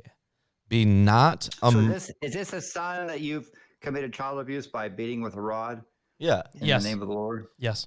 Yeah. It is exactly that one. Again, it's one thing to be insufferable bore and issue platitudes. Another thing to countenance discussing stuff. Yeah. we could do some skits. Like, be wise. I'm gonna be wise. That's me. Thank you for letting me know. Yep. I just want to please you. You better be happy about me hitting you. Don't hurt me, Dad. Thank you for reproving me. Yeah. Be not among wine bibblers. Wine bibbers. What? Wine bibbers. See? Okay. See? Yeah. So this is my next wine I'm going to have. The Sons League, Long Way Home 2013 Syrah from Santa Barbara County. Great wine. Well, I guess we are now among a guzzler of wine. A wine bibber. Among riotous eaters of flesh. Okay, yeah.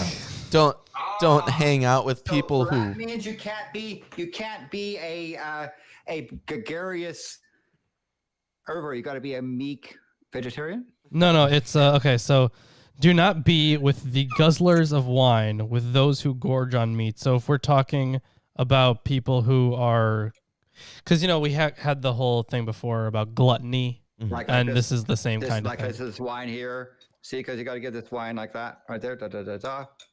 Right. So don't do this, and then be vegetarian. Is that what they're saying? I don't know if it's about. I don't think it's about being vegetarian. I think it's about eating a lot. Yeah, it's Yeah. about the gluttony of the meat, not the meat. Yeah. But some people You could be a vegetarian. Go ahead. Some people Be a need that. closet vegetarian. Yeah. Well, some people need that. Like, so if you ever see any bodybuilding or strongman competitions or anything, a lot of those guys have to eat like 8,000 calories a day or more in order to maintain body weight. And they want to gain body weight. Yeah. So a lot of them are eating 10,000 calories or more. It's a lot. And it's not like that's like just outright gluttony. They're definitely They're doing it for something. Yeah. they're doing it for something, right? Anyways, for the drunkard and the glutton shall come to poverty, and drowsiness shall clothe a man with rags. Yeah. So there's cheers to the glutton who've come to poverty. Hell yeah. Hell yeah. Hearken unto thy father that begat thee, and despise not thy mother when she is old. Buy the truth, and sell it not. Also wisdom and instruction and understanding. Mm. So does that mean that you should buy Bibles but don't sell them? Yeah. Well, So get truth and do not. No, they're just talking about like if you're like a teacher or something. Wait, are they saying teachers shouldn't get paid? Get truth, but do Education not should be sell it. free? get I truth, don't know. but do not sell it. Is this about the Greeks? I don't know. The sophists? Who Maybe. because then, yeah, buy their information and then distribute it freely. Well, it doesn't look like they're buying information. They just get truth. So if you become wise, don't like Milk, monetize. get truth. If you become wise, don't monetize your wisdom. I guess we're not that wise because our channel's monetized. Yeah, we are monetized. No, that's a good rhyme, though. If you become wise, don't monetize. Yeah. Okay. The father of the righteous shall greatly rejoice, and he that begetteth a wise child shall have joy of him. Well, certainly more than an unwise child, I guess. Unless they're like a real smart ass. Thy father and thy mother shall be glad, and she that bare thee shall rejoice. My son, give me thine heart, and let thine eyes observe mine ways. Observe. Yes. For a whore is a deep ditch, and a strange woman is a narrow pit. Okay. That just kind of out of nowhere. Just like an RKO. Okay. Like completely out of nowhere. Yeah, these are for a whore is a deep ditch and a narrow well, the stranger woman. Of course, whore and stranger woman. These are complementary possibilities of dangerous liaisons. The prostitute and the adulteress. Each is a trap. It's a trap. Into which a foolish man can tumble with the sexual sense of ditch and well manifest, of course. Wonderful. Chapter 5 offers a contrasting image of conjugal sexuality as a pure well. And we remember chapter 5. Chapter 5 to chapter 7 were the best. Yeah. Yeah, they were great. Let's be honest. Why do wisdom literature people hate one, woman, but two, sexual relations? They just hate it. Yeah, I don't know. They don't get any. Yeah, that's probably it. They're nerds. Nerds. Classic. We gotta write that in because we plan on producing a show, right? The High Place. Yeah, the High Place. We should definitely write that in somewhere. Definitely. Yeah. Oh, we could do it as like Ancient incels. Ancient Oh my incels. god, that I like sounds like that. a great show on like ancient aliens, ancient incels. That's amazing. Well, we could do it like a reference to Revenge of the Nerds, right? That's true. Yeah, we could. Been a cool. while since I've seen that one. Yeah, me too. Ooh. Anyways, we're talking about whores and women. Anyways, so she also lieth in wait as for a prey, and increaseth the transgressors among men. Who hath woe? Who hath sorrow? Who hath contentions? Who hath babbling? Who hath wounds without cause? Who hath redness of eyes? They that tarry long at the wine, they that go to seek mixed wine. Cheers for tarrying long at the wine. Yeah, cheers for the redness of the eyes. That's totally Students have redness of the eyes because they have to study a long time. Oh, yeah. Yeah, no, it's that staring at a screen all the time. It has nothing to do with anything else. Yeah. Look not thou upon the wine when it is red, when it giveth. Like here. Yeah. No, no. There. No. So apparently the literal sense is as it shows red. It says, when it is red, when it giveth his color in the cup, when it moveth itself aright. Oh, so when it looks really good, don't let it tempt you. That's tempting, Landon. It's tempting me. It just keeps moving. Oh, no. At the last, it biteth like a serpent and stingeth like an adder. Maybe you got a really dry wine. Yeah. Thine eyes shall behold. Behold! Behold. It's been a while. That's one. That's fucking one. Holy shit, that's been forever. Yep. Come on, chat room. Get some behold. Yes, behold. Nice emotion with emoticons and so forth. Yeah, there we go. Yeah. There we go. There we go. Woo. So thine eyes shall behold strange women, and thine heart shall utter perverse things. So again, yours has women, which is, according to Alter, nowhere to be found here. Your eyes will see strange things, and your heart will That's speak. what it says for strange things too. Yeah, and your heart will speak perverseness. So the and talking about strange things, the hallucinations and mental confusion of drunkenness are the snake bite of the drink. Ah, Yes.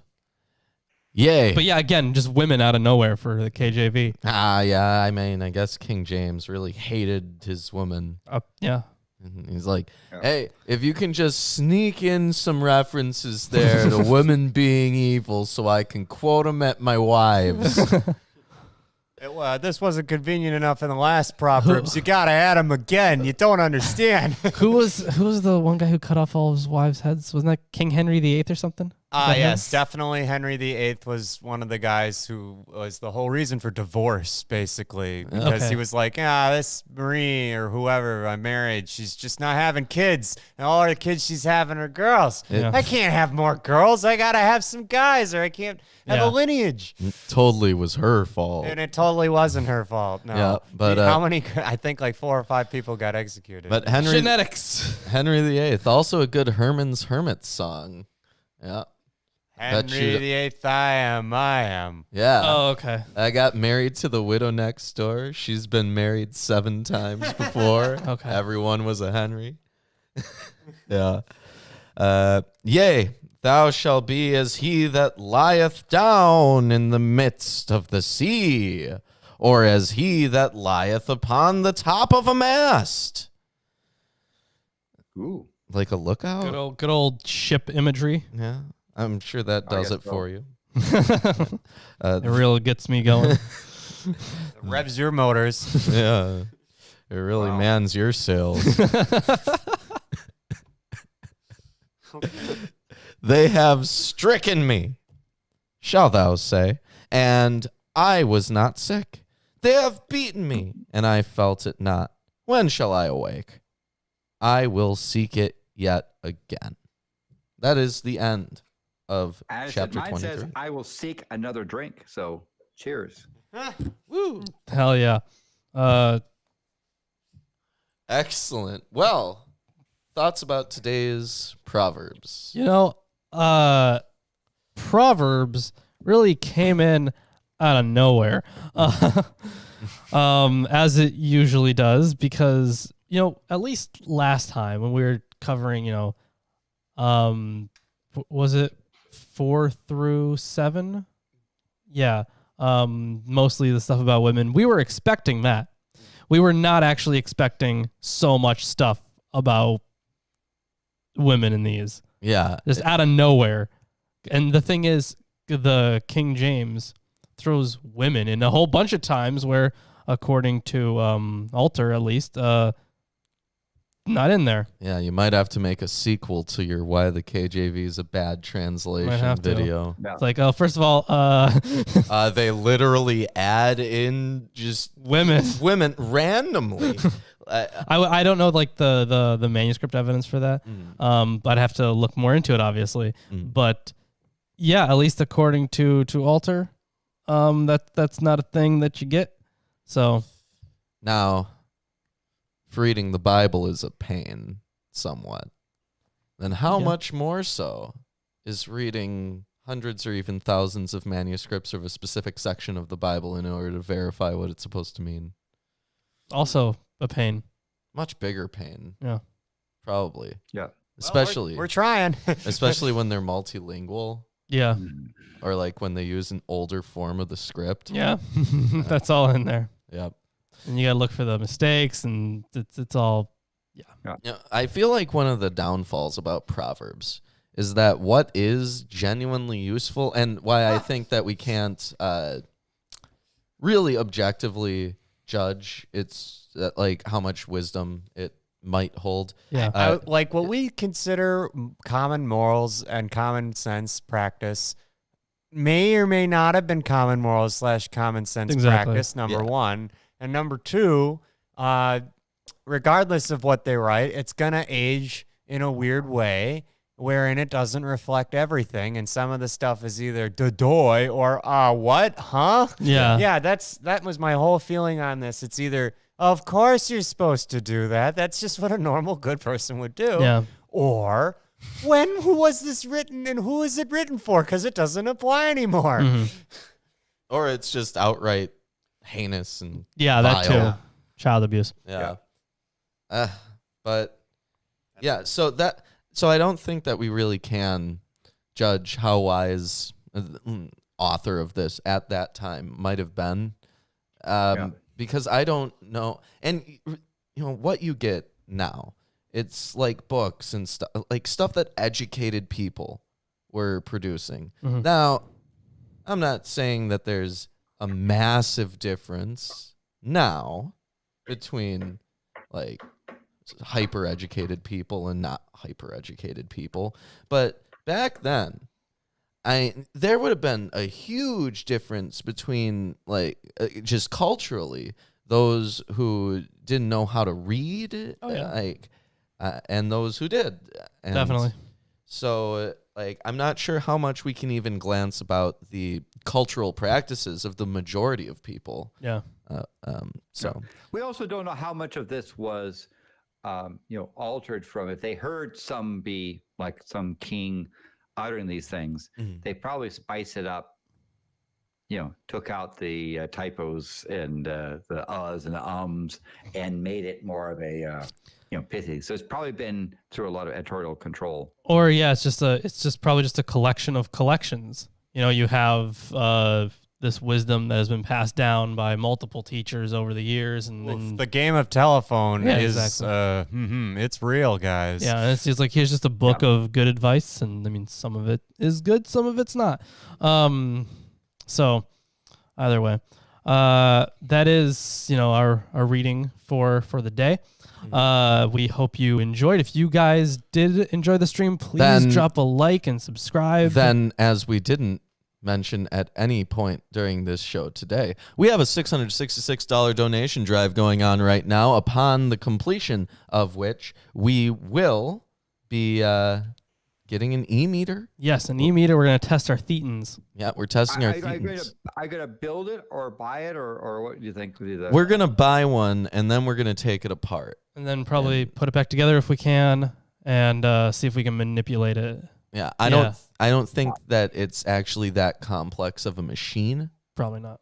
Like, it's not like we're going to have to go in and like learn some like machine coding nonsense. I don't think we will. I already have a general idea of what we're working with based off of my knowledge of the technology that is used for like treadmill grips that can tell your blood pressure and stuff. It's so similar to the type of thermal conductivity reading that you would get from that helps you know how hot you are and how many beats per minute your pulse is and stuff. So I swear it's just a computer chip that takes that data and turns it into something else. That's my guess already. I do look forward to finding out what's in there. Yes, and we are currently about $40. Yeah, about there. But we will be figuring that all out. We're going to be seeing who's the most clear, all that. So once we hit $666, we're going to be doing that. And obviously we have to wait for places to reopen and for the whole global situation to pass before we can get the stuff that we need for the alchemy. But you could take bets as to who's going to be the most clear. Yeah. Clear, yeah. Yeah, because it's not going to be me. It's totally not Lawrence. No, definitely not. No, your clammy ass hands. Come on. But I also mention that you can also there are t-shirts, like for example this t-shirt here, right? See this t-shirt? Yes, only you can prevent bad scholarship. Yep. Yes. Only you. Yeah, we have a lot of t-shirts on Teespring. Link is in the description, and maybe Nightbot's posted it. Let's see what else we got. We also have a Patreon. Right after the show, we are going to be having our patron hangout. So if you are a $20 patron or above, or if you're not, you could be right now. You could be right now. You could join the hangout after the show. Could talk to all of us and Landon. It'd be great. Let's see what else we got. Oh, yeah, there's another Milwaukee. Yes, there it is. I think, we still got The original. some of them. Yeah. Yep. So Some weird sizes. But those you do at the... you'll have to email us at Yeah. MilwaukeeAtheist@gmail.com Yes, if you want one of those. definitely. And of course, if you're a patron, you get put into a raffle that you could. Yes, $10 patrons are put into a t-shirt giveaway every month. Yep. And it's great. Yeah. Yep. You can get a t-shirt. That's probably why Landon has that t-shirt. Yeah, it is. And on top of that, there's other rewards that you can get. I all posted sorts of a stuff. video recently on the canonization of First Enoch, and if you are just any patron tier, doesn't matter. So for $1 a month or more, you can get access to all of our video scripts. The tomes of information right there at your fingertips. Yeah. And another way you can get a reward is by buying them a book, because if you buy the book off the Amazon wish list, they'll read it and you get the benefit of the scholarship and all of the other things. They actually do read those books and result in you getting more very cool information that you can hardly find any other place. Yeah. And if you buy us a book that is relevant to one of the books that we are currently reading on one of the shows, It's going to be on this table. Yep. And if we can't find anything of use in it, then, hey, at least you didn't buy the book for yourself and read it. I mean, come on. Man, you want to parse through that useless crap? That's our job. Oh, yeah, that's on the Amazon wish list. Link is in the description. And on top of that, Facebook and Twitter. It is free to follow us on Facebook and Twitter. Once again, links are, in fact, in the description if Nightbot has not posted them. Yeah, and if you want to listen to Lawrence talking about all of his favorite parts of the WWE broadcasts, you can tune in to our Twitter. Yeah, pretty much. I do that a lot. Sometimes I post other things, but it's rare. Like I'll be commenting on something Chris Jericho did or some stupid finish that Vince McMahon comes up with. Mm-hmm. Anyways. All right, that is the end of the show for today. Landon, it is always a pleasure having you. And it's a pleasure being here.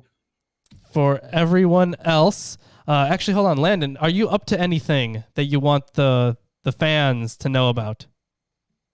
Oh, I would say, also check out Pet Monk's channel, and give him a nice reading. He recently lost his dog of many years, so he needs a little bit of cheering up, and he's doing crazy things over there. So check out Pet Monk. Yes, definitely his channel. Wow, excellent. With that being said, yep. We will see you on Friday, but also Sunday. This says Sunday.